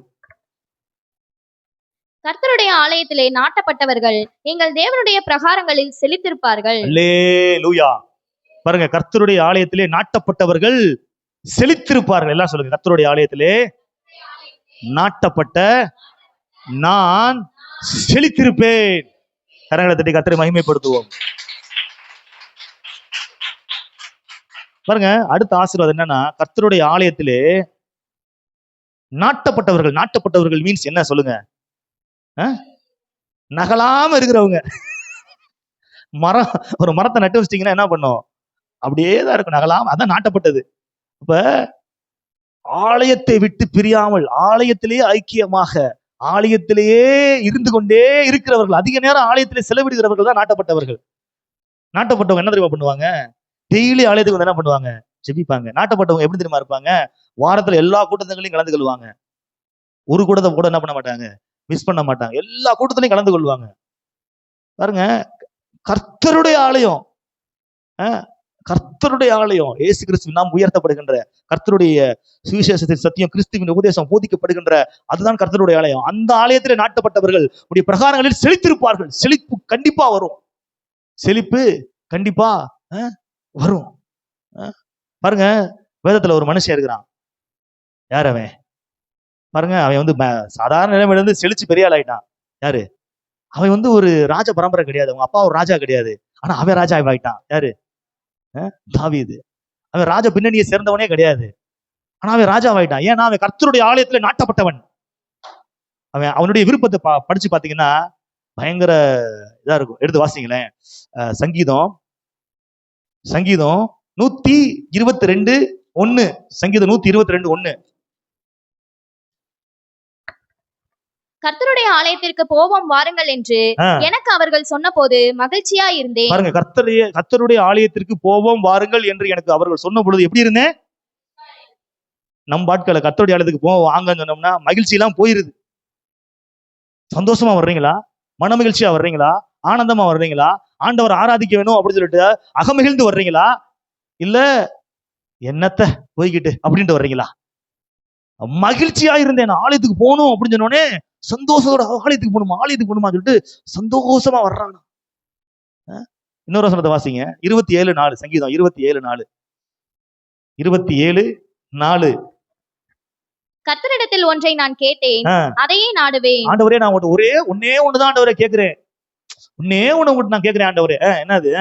நான் கர்த்தருடைய மகிமையை பார்க்கும்படியாகவும் கர்த்தருடைய மகிமையை பார்க்கணும். அவருடைய ஆலயத்தில் ஆராய்ச்சி செய்யும்படியாகவும் நான் அவருடைய ஆலயத்தில் ஆராய்ச்சி செய்யணும். நான் என் ஜீவனுள்ள நாளெல்லாம் கர்த்தருடைய ஆலயத்தில் தங்கியிருப்பதையே நாடுவேன். பாருங்க, என் ஜீவனுள்ள நாளெல்லாம், அதான் என் வாழ்க்கை முழுவதும் ஆலயத்திலே நான் தங்கி இருக்கிறதே நாடுவேன். கரங்களை தட்டி கர்த்தரை மகிமைப்படுத்துவோம். எப்படி சொல்ல, என் வாழ்க்கை முழுவதும் நம்ம என்ன பண்றோம், ஒரு 2 மணி நேரத்துக்கு கூட என்ன பண்ண முடியல, உட்கார முடியல, அப்படியே எட்டி டயத்தை பாக்குறோம். அவன் என்ன சொல்றான், என் வாழ்க்கை முழுவதும் நான் ஆலயத்திலே இருக்கிறவே நான் நாடுவேன், அதுவே எனக்கு போதும் ராஜா சொல்றான். இன்னொரு வசனம் கூட இருக்கு, 84:10 வாசிங்க. 84:10.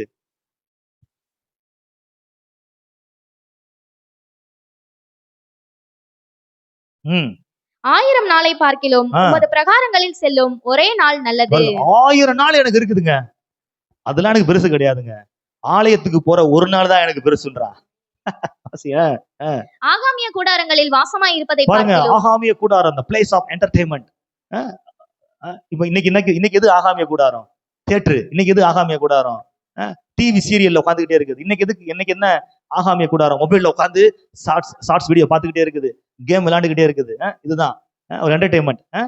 அதுல வாசமா இருப்பதை பார்க்கிலும் என் தேவனுடைய ஆலயத்தின் வாசற்படியில் காத்திருப்பதையே தெரிந்து பாருங்க, கொள்ளுவேன். வாசப்படியிலே காத்திருப்பதே துறக்கல, ஆனா என்ன பண்ண போறேன், நான் காத்துக்கிட்டே இருக்க போறேன். வாசப்படியிலே காத்திருப்பதே நான் இப்படி வாஞ்சியா இருந்த ஒரு மனுஷனை கர்த்தர் செழிக்க வச்சார். ஆலயத்தின் மீது அவ்வளவு வாஞ்சியா இருக்கிறான். பாருங்க, அவனை குறிச்சு வசனம் சொல்லுது. 1 நாளாகமம் 17ஆம் அதிகாரம் 7-8 ஆகிய வசனங்களை வாசிங்க. 1 நாளாகமம் 17:7-8. இப்போதும் நீ என் தாசனாகிய தாவீதை நோக்கி, சேனைகளின் கர்த்தர் சொல்லுகிறது என்னவென்றால், நீ என் ஜனமாகிய இஸ்ரவேலின் மேல் அதிபதியாய் இருக்கும்படி நீ என் ஜனமாகிய இஸ்ரவேலின் மேல் அதிபதியாய் இருக்கும்படி ஆடுகளின் பின்னே நடந்த உன்னை ஆட்டு மந்தையை விட்டு எடுத்து. எதுக்கு பின்னாடி நீ போய்கிட்டு இருந்த? ஆடுகளுக்கு பின்னே, ஆடு மேய்க்கிறவனாக, ஆடு மந்தையை விட்டு உன்னை எடுத்து, நீ போன இடமெல்லாம் நான் உன்னோடு இருந்து. ஏன்னா அவன் ஆண்டவரோடு இருக்கிறதே அதிகமாக தெரிந்து கொள்வேன் பண்றான். என் வாழ்நாளெல்லாம் முடியாது, சமூகத்திலே ஆலயத்திலே இருப்பதை நான் தெரிந்து கொள்வேன். ஒன்றே நான் கேட்டேன், அதுவே நான் நாடுவேன் அப்படின்றான். ஆகாமிய கூடாரத்தில் இருப்பதை பார்க்கணும், ஆலயத்தின் வாசப்படியிலே இருப்பதே நான் தெரிந்து கொள்வேன் அப்படின்றான். 1000 நாளை பார்க்கணும், உங்களுடைய சமூகத்திற்கு, உங்களுடைய ஆலயத்திற்கு வருவதே நான் பேரின்பமாக கருதுகிறேன் அப்படின்றான். கர்த்தருடைய ஆலயத்துக்கு போவோம் வாருங்களோடு சந்தோஷப்பட்டேன், மகிழ்ச்சியா இருந்தேன்னு சொல்றான். அப்படிப்பட்டவனை தான் கர்த்தர் ஆடு மேய்க்கிற நிலைமையில இருந்து ஜனத்திற்கு அதிபதியாக மாற்றினார். நான் உன்னோட கூட இருந்து உன் சத்துருக்களை எல்லாம் உனக்கு முன்பதாக நிர்மூலமாக்கி, சத்துருக்களை எல்லாம் என்ன பண்றார், நிர்மூலமாக்குகிறார். பூமியில் இருக்கிற பெரியவர்களின் நாமத்திற்கு ஒத்த நாமத்தை உனக்கு கொடுத்தேன். இந்த பூமியில இருக்கிற பெரிய நேம் இருக்கும்ல, பெரிய நாமம், அந்த நாமத்தை, அவர்களுக்கு ஒத்த நாமத்தை நான் என்ன பண்றேன், ஒரு சாதாரண ஆடு மேய்க்கிற உனக்கு நான் கொடுக்குறேன். ஏன்? ஆலயத்தின் மீது அவ்வளவு வாஞ்ச. நான் என்ன சொல்றேன்னா, கர்த்தருடைய ஆலயத்திலே நாட்டப்பட்டவர்களாக இருங்கள், கர்த்தர் நிச்சயமாகவே உங்களை செழிக்க வைப்பார். கவனிங்க, ஒரு அபூர்வமான கனி தரக்கூடிய ஒரு மரக்கன்றை எப்படி இருக்கும்? செடியாதான் இருக்கும். மரக்கன்று அப்படின்னா நம்ம யோசிக்க கூடாது. மரக்கன்றுனா செடி, சரிங்களா? அதை ஒருத்தர் பாக்குறாரு, ஒரு இடத்துல பாக்குறாரு.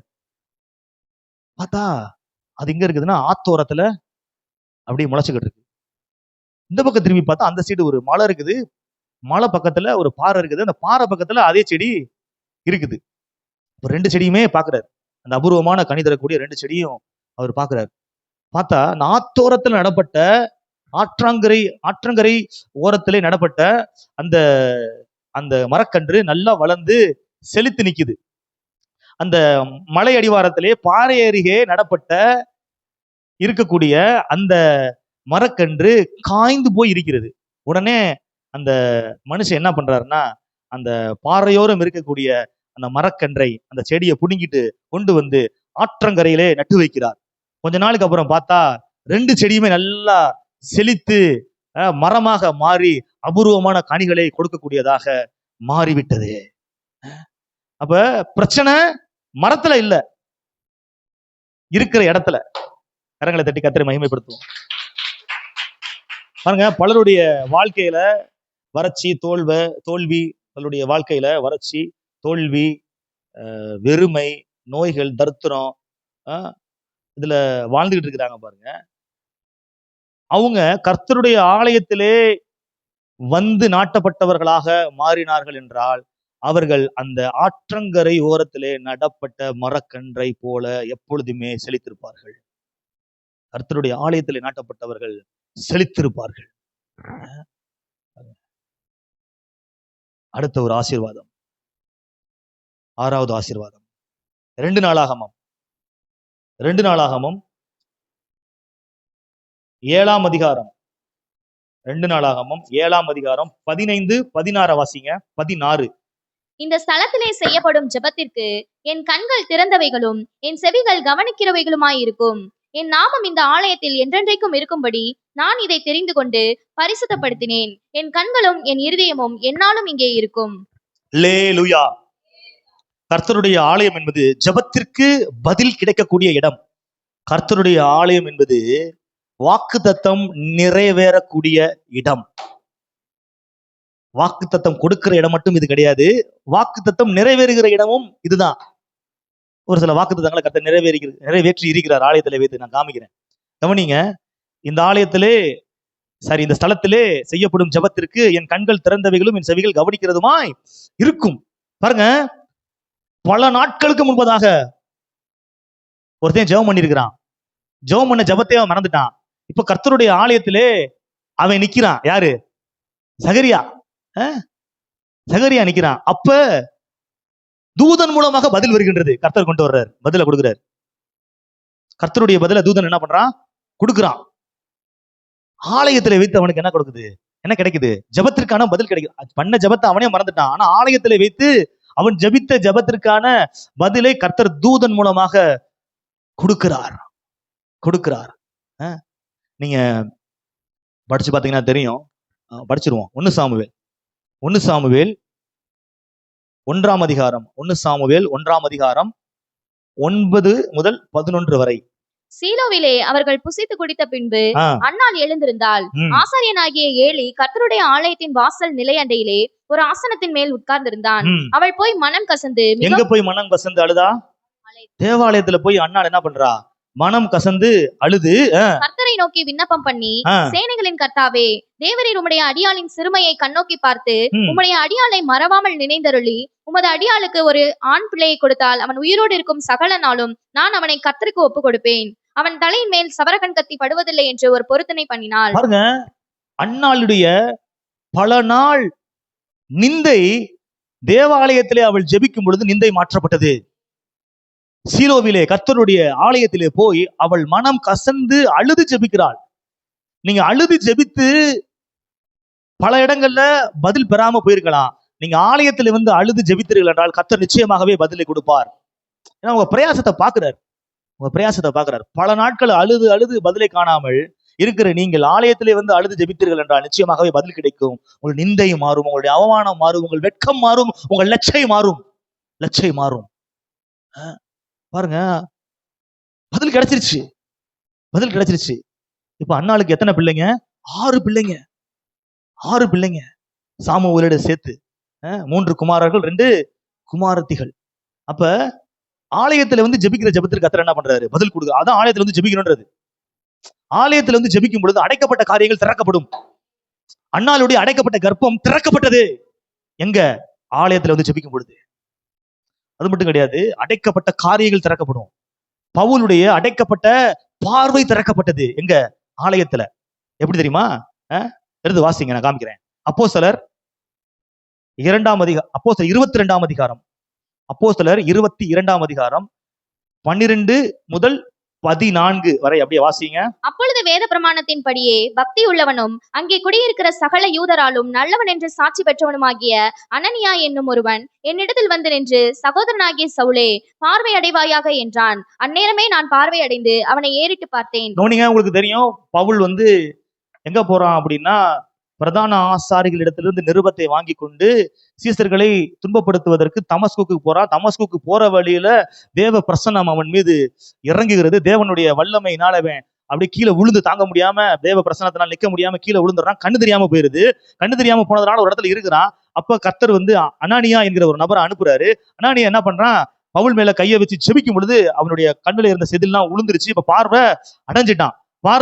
அப்ப அந்த தேவ மனுஷன் மூலமாக அவனுக்கு உரைக்கப்படுகின்ற வார்த்தை, அனானியா மூலியமாக உரைக்கப்படுகின்ற வார்த்தை என்ன? 14 வசனத்தை வாசிங்க. 14. அப்பொழுது அவன், நம்முடைய முன்னோர்களின் தேவனுடைய திருவுளத்தை நீ அறியவும் நீதிபரரை தரிசிக்கவும், பாருங்க, நீதிபரரை தரிசிக்கவும், அவருடைய திருவாய் மொழியை கேட்கவும் அவர் உன்னை முன்னமே தெரிந்து கொண்டார். அவர் உன்னை முன்னமே, பாருங்க, கண்ணு தெரிஞ்சிருச்சு. இப்ப வார்த்தை என்ன வருதுன்னா வாக்குத்தத்தம். இதான் வாக்குத்தத்தம். என்ன வாக்குத்தத்தம்னா, நீ வந்து நீதிபரரை தரிசிக்க போற, அடுத்து அவருடைய சத்தத்தை திருவாய் மொழிகிறதை நீ கேட்க போற அப்படின்னு வாக்குத்தத்தம் வருது.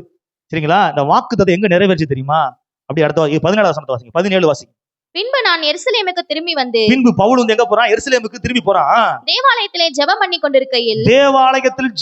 கொண்டிருக்கையில் ஞான திருஷ்டி அடைந்து அவரை தரிசித்தேன். கரங்களை தட்டி கர்த்தரை மகிமைப்படுத்துவோம். அவரை தரிசிப்பாய் அப்படின்னு வார்த்தை வருது. அவன் ஆலயத்துல போய் ஜெபிக்கும் பொழுது வாக்குத்தத்தம் நிறைவேறுது.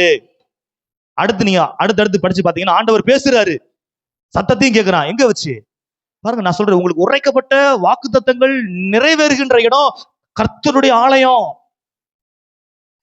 ஆலயம், தேவ சமூகம். ஆலயத்துல வந்து இந்த ஞான திருஷ்டி அடைந்து கர்த்தர் என்ன பண்றான்? தரிசிக்கிறான். ஒரு சத்தத்தை அவன் கேட்கிறான். 7வது ஆசீர்வாதம். டைம் இல்ல, கொஞ்சம் வேகமாக போவோம். லூக்கா 10ஆம் அதிகாரம் 39 முதல் 42 முடிய. அவளுக்கு மரியாள் என்னப்பட்ட ஒரு சகோதரி இருந்தாள். அவள் இயேசுவின் பாதத்தருகே உட்கார்ந்து அவருடைய வசனத்தை கேட்டுக்கொண்டிருந்தாள். பாருங்க, மார்த்தாள் மரியாள் என்கிறவர்களுடைய வீட்டிற்கு இயேசு கிறிஸ்து போகிறார். இப்ப மரியாள் என்ன பண்ணிட்டு இருக்கிறா? ஆண்டவருடைய பாதத்துல உட்கார்ந்து சொல்லுங்க வசனத்தை கேட்டுக்கிட்டு இருக்கிறா. சரி. மார்த்தாளோ பற்பல வேலைகளை செய்வதில் மிகவும் வருத்தம் அடைந்து, பாருங்க, மார்த்தாள் வந்து பற்பல வேலைகள் செய்வதிலே மிகவும் வருத்தப்பட்டுக்கிட்டு இருக்கிறா. வேலை செய்யறதுல வருத்தத்தோடு வேலை செஞ்சுக்கிட்டு இருக்கிறா. அவரிடத்தில் வந்து, ஆண்டவரே, நான் தனியே வேலை செய்யும்படி என் சகோதரி என்னை விட்டு வந்திருக்கிறதை குறித்து உமக்கு கவலை இல்லையா? எனக்கு உதவி செய்யும்படி அவளுக்கு சொல்லும் என்றாள். பாருங்க, அவளுக்கு ரொம்ப வருத்தம், ரொம்ப கவலை. ஏன்னா அவ தனியா வேலை செய்யறா, கூட உதவி செய்யறதுக்கு யாரும் இல்ல. மரியாள் என்ன பண்ணிட்டு இருக்கிறான்னா, இயேசுவோட பாதத்துல உட்கார்ந்து அவருடைய வார்த்தைய கேட்டுக்கிட்டு இருக்கிறா. அப்ப இயேசு என்ன சொல்றாரு? 41வது வசனத்தை வாசிங்க. இயேசு அவளுக்கு பிரதியுத்தரமாக, மார்த்தாளே, நீ அநேக காரியங்களை குறித்து கவலைப்பட்டு கலங்குகிறாய். இந்த காலை வேளையில உங்களுக்கு அநேக காரியங்களை குறித்து கவலைகள் இருக்கலாம். உங்க பிள்ளைகளை குறித்து கவலை இருக்கலாம், உங்களுடைய எதிர்காலத்தை குறித்து கவலை இருக்கலாம், உங்க பொருளாதாரத்தை குறித்து கவலை இருக்கலாம். இந்த கடனை நான் எப்படி அடைக்க போறேன், இந்த வாடகை நான் எப்படி கட்ட போறேன், எப்படி நான் ஃபீஸ் கட்ட போறேன், எப்படி நான் வாழ்க்கையில முன்னேற போறேன் அப்படின்னு சொல்லிட்டு அநேக காரியங்களை குறித்து நீங்கள் கவலைப்படலாம். என் சரீரத்துல வியாதியா இருக்கு, இந்த வியாதி எப்ப சுகமாக போகுது, எனக்கு எப்ப விடுதலை கிடைக்க போகுது அப்படின்னு சொல்லிட்டு அநேக காரியங்களை குறித்து நீங்க கவலைப்பட்டு இருக்கலாம். கர்த்தர் சொல்றாரு, தேவையானது ஒன்றே. அநேக காரியங்கள் இருக்குது உனக்கு கவலை, ஆனா தேவையானது என்ன? மரியாள் தன்னை விட்டு எடுபடாத நல்ல பங்கை தெரிந்து கொண்டாள். என்ன நல்ல பங்கு? அவருடைய பாதத்திலே அமர்ந்து இருக்கின்றாள். உன் கவலைக்கெல்லாம் தேவையானது என்னது? என் பாதம். என் பாதத்துல வந்து நீ அமர்ந்துட்டேனா உன்னுடைய அநேக கவலைகள் தீர்ந்து விடும். அல்லேலூயா. அநேக கவலைகள் தீர்ந்து விடும். பாருங்க, அவருடைய பாதம் எதுங்க? ஆலயம் தான். வானம் உமது சிங்காசனம், பூமி உமது பாதப்படி. அவருடைய பாதப்படி எதுனா ஆலயம். எடுத்து வாசிங்க. 1 நாளாகமம் 28:2. 1 நாளாகமம் 28:2. அப்பொழுது ராஜாவாகிய தாவீது எழுந்திருந்து காலூன்றி நின்று, என் சகோதரரே, என் ஜனமே, நான் சொல்வதை கேளுங்கள். கர்த்தருடைய உடன்படிக்கை பெட்டியும் நமது தேவனுடைய பாதப்படியும் தங்குவதற்கு ஒரு ஆலயத்தை கட்ட. அல்லேலூயா. இப்ப இங்க யாரோட பாதப்படி இருக்குது? கர்த்தராகிய இயேசு கிறிஸ்துவினுடைய பாதப்படி இருக்குது. தேவாலயத்துல கர்த்தருடைய பாதப்படி இருக்குது. மரியாள் இயேசுனுடைய பாதத்திலே அமர்ந்து வசனத்தை கேட்டாள்.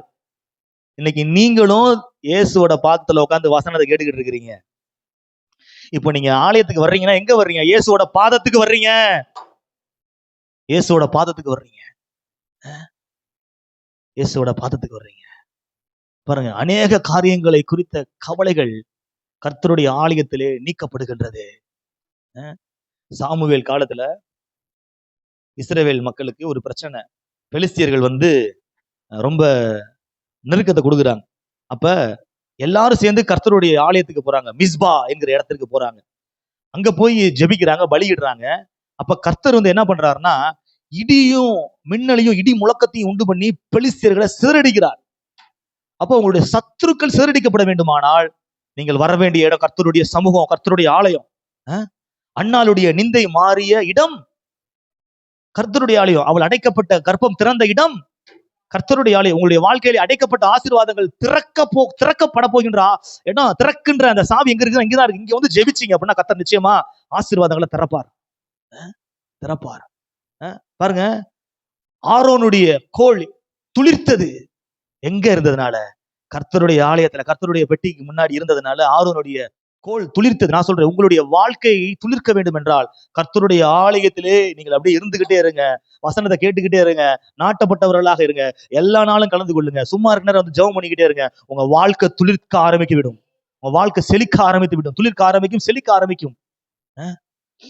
பாருங்க, அப்ப பலர் பல நாட்களாக கவலைகளையும் கஷ்டங்களையும் சுமந்து கொண்டு வாழ்ந்துகிட்டே இருக்கிறாங்க. அதை என்ன பண்ணல? அவங்க இறக்கியே வைக்கல. எங்க இறக்கி வச்சாலும் குறையாது, இங்க இறக்கி வச்சாதான் குறையும். இங்க இறக்கி வச்சாதான் குறையும். பாருங்க, ஒரு பேராசிரியர் ஸ்டூடெண்ட்ஸ்க்கு பாடம் நடத்திக்கிட்டு இருக்கிறார். பாடம் நடத்திக்கிட்டு இருக்கிறப்ப ஒரு கிளாஸ்ல தண்ணி எடுத்து காமிக்கிறார். இது வெயிட்டானதா இருக்குமா? இல்ல, அந்த அளவுக்கு ஒன்றும் வெயிட்டா இருக்காது அப்படின்னு ஸ்டூடெண்ட்ஸ்லாம் சொன்னாங்களாம். இப்ப இந்த கிளாஸ் எடுத்து கையில இதை நான் ஒரு 5 நிமிஷம் பிடிச்சிருந்தேன்னா என்னால பிடிக்க முடியுமா? 5 நிமிஷம் பிடிக்க முடியும், ஆனா கொஞ்சம் லைட்டா வலிக்கும். 10 நிமிஷம் பிடிச்சா ரொம்ப வலிக்கும். அரை மணி நேரம் பிடிச்சா கையே மரத்து போயிடும்.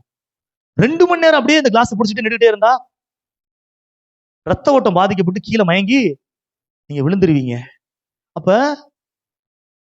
பாரமானது சின்னதுதான், ஆனா நம்ம பல ஆண்டுகளாக பிடிச்சுக்கிட்டே இருந்தோம் அப்படின்னா, வச்சுக்கிட்டே இருந்தோம் அப்படின்னா அது ரொம்ப வெயிட்டா அது மாறிடும். அது ரொம்ப அழுத்தத்தை கொடுக்கும். அது ரொம்ப பாதிப்பை உங்க வாழ்க்கையில ஏற்படுத்தும். அப்ப சின்ன பாரமோ பெரிய பாரமோ எதுவாக இருந்தாலும் கர்த்தருடைய சமூகத்துல இறக்கி விட்டுட்டு போயிருங்க. கர்த்தர் நிச்சயமாகவே சமாதானத்தையும் சந்தோஷத்தையும் நிச்சயமா கொடுப்பார். அழுது சமூகத்துல ஒப்பு கொடுங்க. உங்க பாரத்தை எல்லாம் கண்ணீர் வழியாக ஆண்டவருடைய பாதத்துல, இயேசுவோட இது ஆண்டவருடைய பாதம். முகம் குப்புற விழுந்து அழுது கர்த்தருடைய சமூகத்துல ஒப்பு கொடுங்க.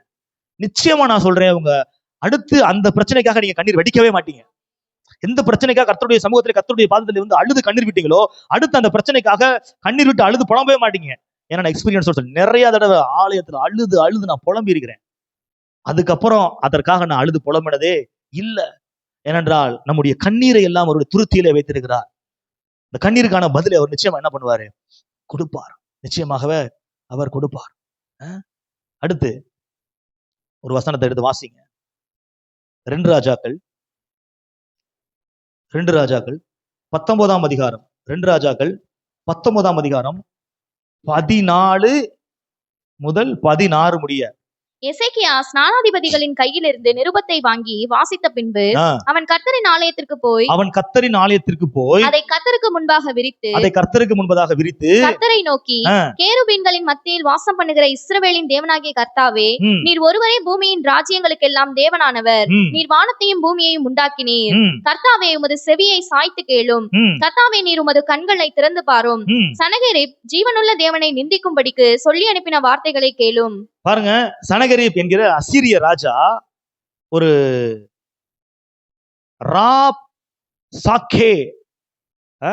ராப்சாக்கே என்கிற ஒரு தூதனை அனுப்புகிறான்.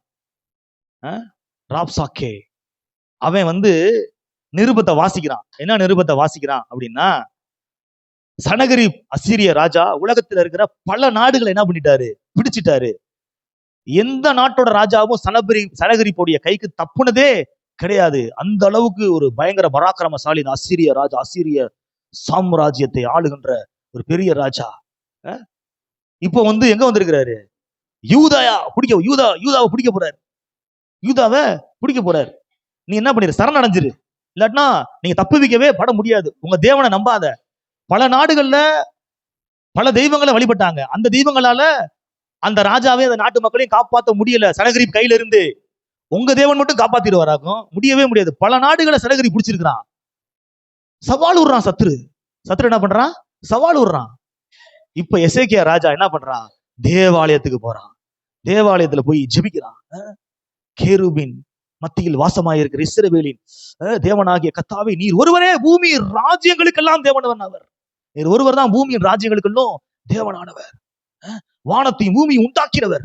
உண்மை நாங்கள் ராஜாவாக தேவனாக கொண்டிருக்கிறோம். அவன் சொல்றான், அந்த தேவனால காப்பாற்ற முடியல, இந்த தேவனால காப்பாற்ற முடியல, அந்த தேவனால காப்பாற்ற முடியல, அதெல்லாம் தெய்வம் அல்லவே, நீர் ஒருவர் அல்லவா தெய்வம், எங்களை காப்பாத்துங்கன்னு சொல்லிட்டு தேவாலயத்துல இருந்து ஜெபிக்கும் பொழுது கர்த்தர் என்ன தெரியுமா பண்றாரு? பயங்கரமான பதில். எடுத்து வாசிங்க. அதாவது யூதா தேசம் இருக்குது. யூதா தேசத்தை சுத்தி கிட்டத்தட்ட லட்சக்கணக்கான அசீரிய படை வீரர்கள் இருக்கிறாங்க. இப்ப சனகரிப்பு அங்கதான் இருக்கிறான். இப்ப கர்த்தர் என்ன ஜெபம் பண்ணி முடிச்சோடனே, யாரு? எசேக்கியா ராஜா ஜெபம் பண்ணி முடிச்ச உடனே கர்த்தர் ஒரு தூதனை அனுப்புகிறார். ஒரே ஒரு தூதன் அனுப்புறாரு. ஒரு தூதன் அனுப்புறாரு. பாருங்க என்ன நடக்குது. 2 ராஜாக்கள் 19ஆம் அதிகாரம் 35, 36 வாசிங்க. அன்று ராத்திரியில் சம்பவித்தது என்னவென்றால் கர்த்தருடைய தூதன் புறப்பட்டு அசீரியரின் பாளையத்தில் 185,000 பேரை சங்கரித்தான். பாருங்க, 180,000 பேரு யாரு?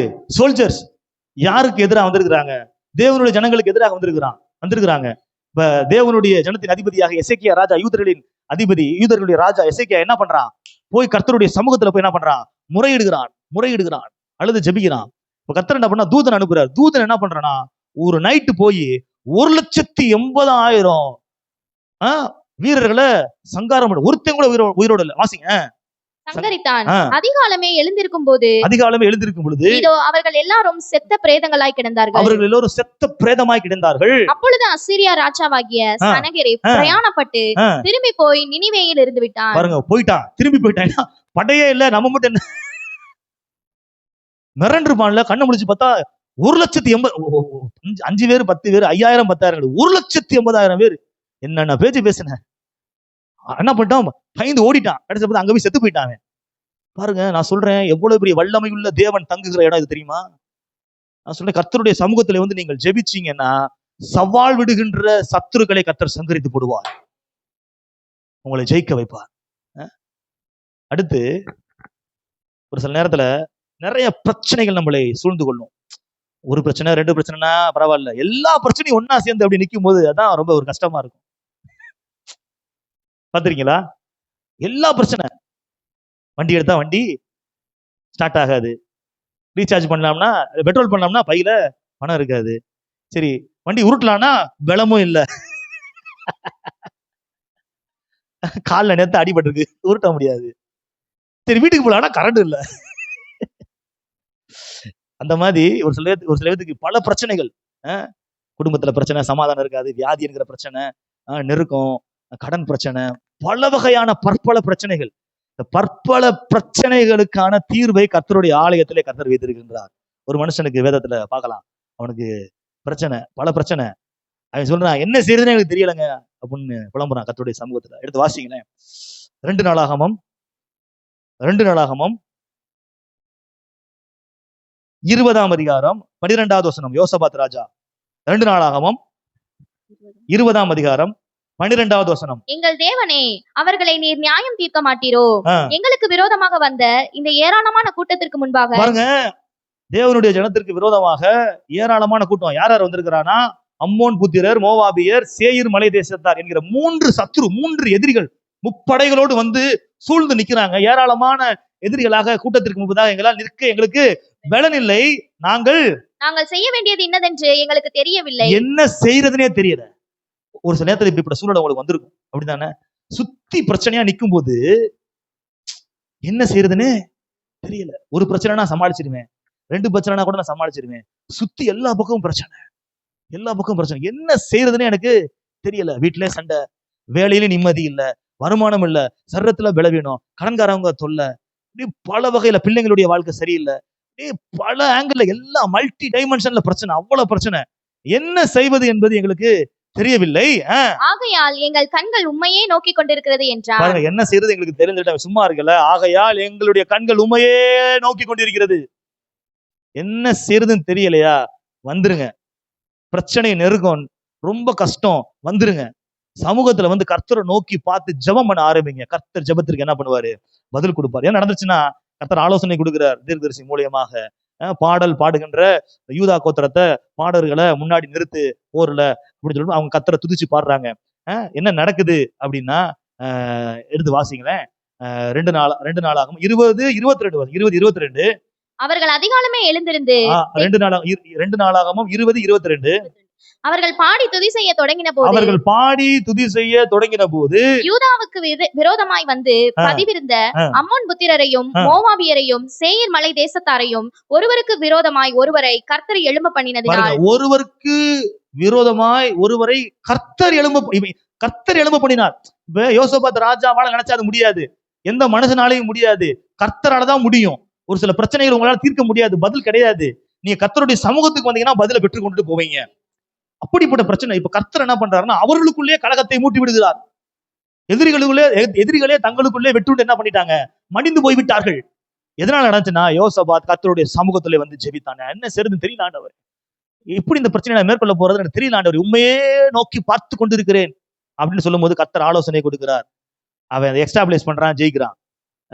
பாருங்க, ஒரு சில நேரத்துல என்ன செய்யறதுன்னு தெரியாம தவிக்கிற நிலைமையில தனிமையா இருந்தீங்கன்னா, அந்த காரியத்தை சத்துரு பயன்படுத்தி உங்களே அழிச்சிருவான். தவறான முடிவு எடுத்துருவீங்க, தவறான செயல்பாடு செஞ்சிருவீங்க, இல்ல உங்களுக்கு நீங்களே தவறான ஒரு காரியத்தை பண்ணிக்கிருவீங்க. என்ன செய்யறதுன்னு தெரியல அப்படின்னு சொல்லிட்டு சூசைட் பண்ணி செத்துருக்காங்க. என்ன செய்யறதுன்னு தெரியலன்னு சொல்லிட்டு ஒரு சில பேர் கொலை பண்ணி இருக்கிறாங்க. என்ன செய்யறதுன்னு தெரியலன்னு சொல்லிட்டு ஒரு சில பேர் என்ன பண்ணிக்கிறாங்க? ஊரை விட்டு ஓடி போயிருக்கிறாங்க. என்ன செய்யறதுன்னு தெரியல அப்படின்னு சொல்லிட்டு பல தீமையான காரியங்களை செஞ்சிருக்கிறாங்க. நான் சொல்றேன், என்ன செய்யறதுன்னு தெரியல, அவ்வளவு பிரச்சனைகளை நெருக்குகிறது. கர்த்தருடைய சமூகத்திலே வந்து அழுது ஜெபியுங்கள். கர்த்தர் நிச்சயமாகவே ஒரு நல்ல ஆலோசனை கொடுத்து உங்களை ஜெயிக்க வைப்பார். ஒரு தீர்வை கொடுப்பார். பாருங்க, ஒரு கப்பல்ல ஒரு மாலுமி கப்பலை ஓட்டிக்கிட்டு இருக்கிறாரு. கப்பல் வந்து நிறைய ஜனங்களால் நிறைந்திருக்குது. ஒரு பயணிகள் கப்பல் போய்கிட்டு இருக்க சமயத்துல திடீர்னு பார்த்தா மழை பயங்கரமா பெய்யுது. அடுத்து என்ன நடக்குதுன்னா, ஒரு பெரிய புயல் காற்று அடிக்கிறது. பெரிய புயல் காற்று அடிக்குது. மழை பெய்யுது, புயல் காற்று அடிக்கிறது. அடுத்து பார்த்தா கடல் என்ன பண்ணுது? கொந்தளிக்குது. அப்படியே காரிருள் சூழ்ந்துருச்சு. மழை பெய்யுது, புயல் அடிக்குது, கடல் கொந்தளிக்குது, காரிருள் சூழ்ந்துருச்சு. இப்ப என்ன செய்யறதுன்னு மாலுமிக்கு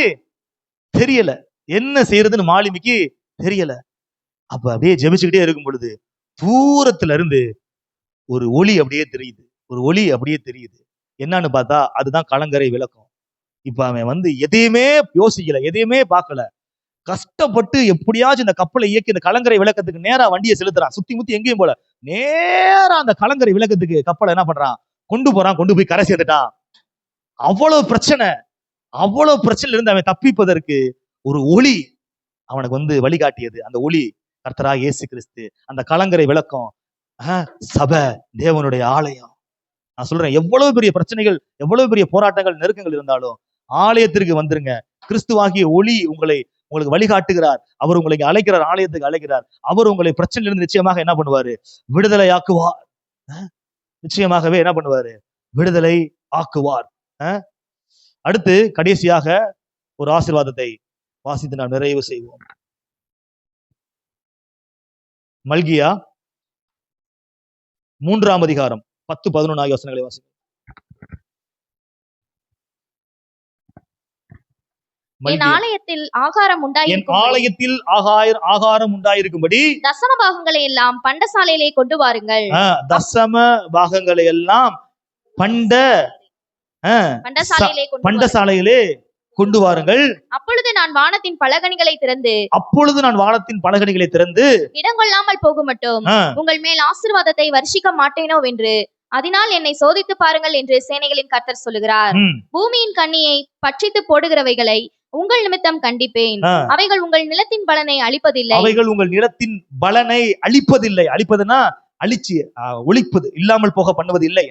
வெளியில் உள்ள திராட்சை கொடி பழமில்லாமற் போவதும் இல்லை பலன் இல்லாமல் போவதும் இல்லை என்று சேனைகளின் கர்த்தர் சொல்லுகிறார். அல்லேலூயா. அதாவது ஆலயத்திலே வந்து காணிக்கை தசமபாகம் செலுத்தும் பொழுது கர்த்தர் வானத்தின் பலகணிகளை திறந்து ஆசீர்வதிக்கின்றார். பாருங்க, மார்க் 12ஆம் அதிகாரம் 41வது வசனத்துல நீங்க படிச்சு பாத்தீங்கன்னா, இயேசு காணிக்கை பெட்டிக்கு எதிரே உட்கார்ந்து ஜனங்கள் காணிக்கை பெட்டியில் பணம் போடுகிறதை பார்த்து கொண்டிருந்தார். ஆலயத்துல வந்து தசமபாகம் கொடுப்பது, ஆலயத்துல வந்து காணிக்கை கொடுப்பது மிகப்பெரிய ஒரு ஆசீர்வாதம். ஆலயத்துல வந்து காணிக்கைகளை செலுத்துங்கள், ஆலயத்துல வந்து தசமபாகங்களை கொடுங்கள். நிச்சயமாகவே கர்த்தர் வானத்தின் பலகணிகள் என்ன பண்ணுவாரு? திறப்பார். பாருங்க, ஒரு சில விசுவாசிகள் அல்லாத நபர்களுடைய வீட்டிற்கு ஊழியத்திற்கு செல்லும் பொழுது, அல்லது அவர்களுக்கு ஹீலிங் டெலிவரன்ஸுக்காக செல்லும் பொழுது அவங்க வந்து காணிக்கை கொடுப்பாங்க. நான் காணிக்கை என்ன பண்ண மாட்டேன், வாங்க மாட்டேன். ஏன் வாங்க மாட்டேன்னா, நீங்க ஆலயத்துல வந்து ஆண்டவருடைய வார்த்தையை கேட்டு காணிக்கைய தசமபாகமோ செலுத்துங்க, கர்த்தர் என்ன பண்ணுவாரு? உங்களை ஆசீர்வதிப்பார். அப்ப நீங்க வீட்டுல எனக்கு நீங்க கொடுக்குறீங்கன்னா அதற்கான முழு பலனை நீங்கள் பெற முடியாது. முழு பலனை நீங்கள் பெற வேண்டும் என்றால் ஆலயத்திலே வந்து ஆஸ்தானுடைய கையில கொடுக்க வேண்டும், ஆலயத்திலே வந்து காணிக்கை பெட்டியிலே போட வேண்டும். அப்பொழுது முழுமையான பலனை கர்த்தர் என்ன பண்றாரு? கொடுக்கிறார். யாவரும் எழுந்து நிற்போம். Thank you Jesus.